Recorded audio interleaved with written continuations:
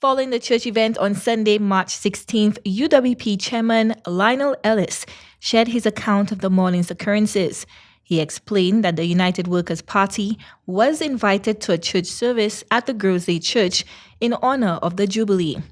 During the service, the Prime Minister and his ministers were positioned on one side in front of the altar, while the UWP, led by Alan Shastney, occupied the left side, directly opposite the St. Labour Party. The sermon was delivered by Archbishop Malzer, who spoke on themes of unity and the role of political parties.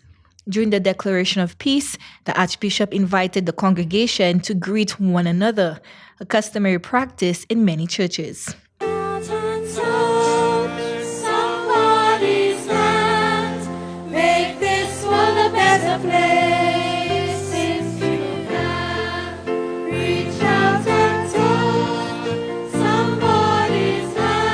Ellis noted that the United Workers' Party approached the Labour Party side, moving from the front row to the back to extend greetings and share signs of peace through handshakes and hugs.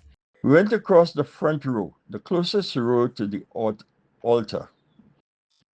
And while some of the Labour parties may have played, they didn't see hands outstretched to greet them.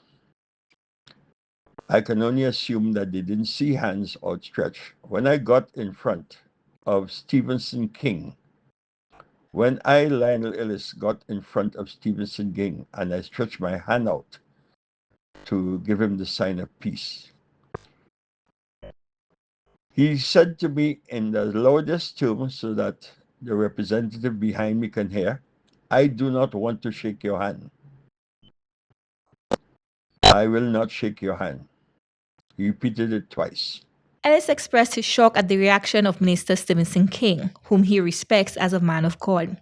He found it disheartening that King, upon encountering someone outside his faith community, would refuse a handshake as a sign of peace, which he described as a troubling reflection on individuals like King.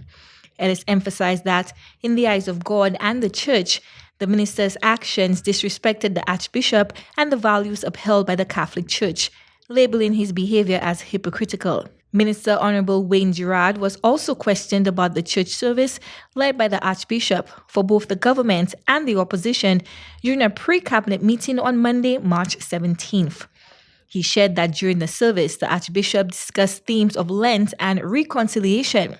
Shortly after leaving, Gerard learned that a specific member of the opposition had suggested that the Prime Minister should be publicly punished for his actions. It's only a few hours ago we sat in church, we had Holy Communion, we exchanged pleasantries, and very shortly after that, that was the comment. So it troubles me, to be quite honest with you. It troubles me that we can't seem to get to a level of maturity as party, as political party, as government, as opposition. There are some things we should take very seriously, and we should not play with the lives of the people of St. Lucia.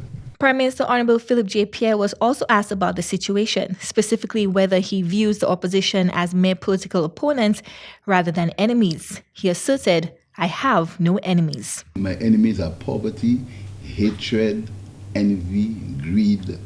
These are my enemies. The Prime Minister clarified that concerning the handshake, he believes such gestures are voluntary, suggesting that his reciprocation of the opposition leader's handshake was not obligatory. Chloe Dantes, NBC Prime.